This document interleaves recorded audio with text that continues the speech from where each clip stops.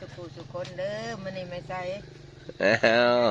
เพิ่นมีหน่อไม้ซองสังลังอยู่เด้พี่น้องนี่เด้หน่อไม้ยามเลยหน่อไม้ยามนี้นี่ก็เป็นหน่อไม้แหน่งมันพี่น้องเอ้ยหดน้ำแต่ละมื้อเ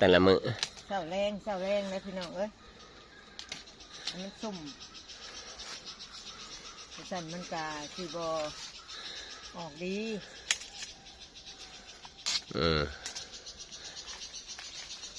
น้อยแต่เอาได้พี่น้องนี่พอดีซ้ำถูกก็มีซ้ำถูกก็มีนี่ได้แล้วเก็บไปเรื่อยๆมีต้นใดเนี่ยนะโค่นก้อนนั่นเลยก้อนนะฮะออกลายบ่ออกเบียกลายคือก้อนนี่ยืนในคนได้เลยลายฝุ่นนอดนั่นอีกเอาข้างนั้นมันตี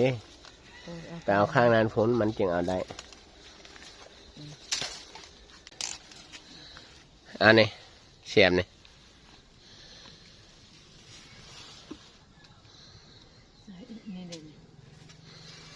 ใส่เสียมเข้าไปก็อันนี้อะไรมันอยากให้ตัดซะจนอยากให้มันออกคงจะนึงตอนเที่ยงตอนสวยสักก่อนเอาเลื่อยมาจัดการให้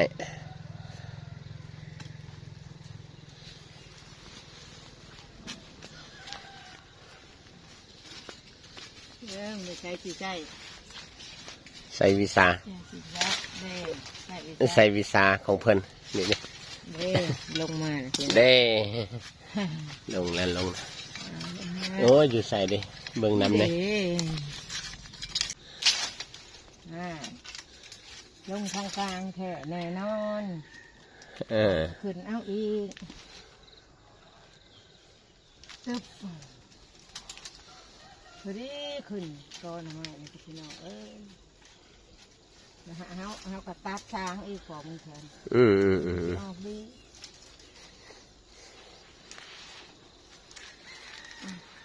แล้วนี่ก็เอาออก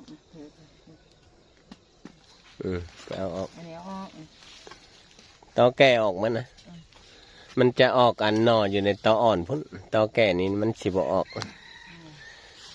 แขนงมันกันบ่ออกละแต่ว่ากิ่งง่ามันคือจังซี่นี่เอาไปปักซ้ำไว้นี่ตัวนี้นะปักซ้ำไว้ตั้งแต่ฤดูฝนมันก็ติดแล้วเดี๋ยวนี้ปักซ้ำไว้นี่ดิ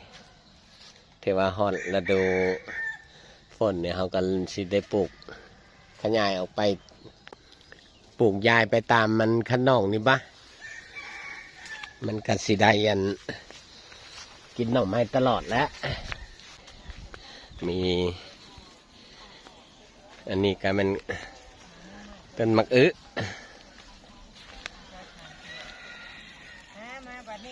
ต้นมะอึปีนี้ก็ไม่ได้ปลูกร้านก็ได้ปลูก2 4 6 8เงากำลังเท้าเครือเนาะกำลังเท้าเครือบัดแล้วมันสิเต็มหมดได้แถวนี้ได้เวลาที่เพิ่นเป็นหมากอันนะ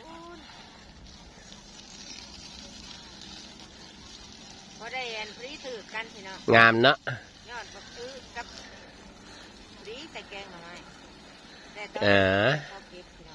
แกงหน่อไม้ใส่ยอดหมักบวบทางหมากมันพร้อมโอ้ยแซ่บ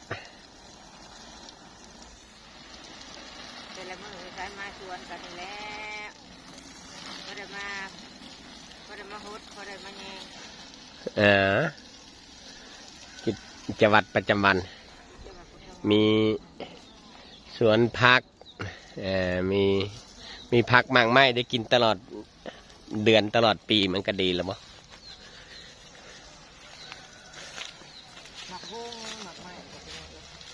อันนี้ก็คือเงินต้นมันเขาซื้อมันอย่างนั้นมันโถบ่เมืองไทยนะมันด่างหรือว่ามันแก้ว มันดังบ้านเฮาเอิ้น กินยอดแน่กินใบแน่ มื้อใดที่ฝนตกลิ้นน้ำท่วมนี่แหละถือว่ากู้ได้ละ โอ้มันสิบ่ถึงขนาดบ่ เอาสำนั้นพุ่นแหละมันจึงเป็นหัวใหญ่ ทุกอย่างมันเป็นแม่ติ บ่เป็น อยู่ดินแบบนี้บ่เป็น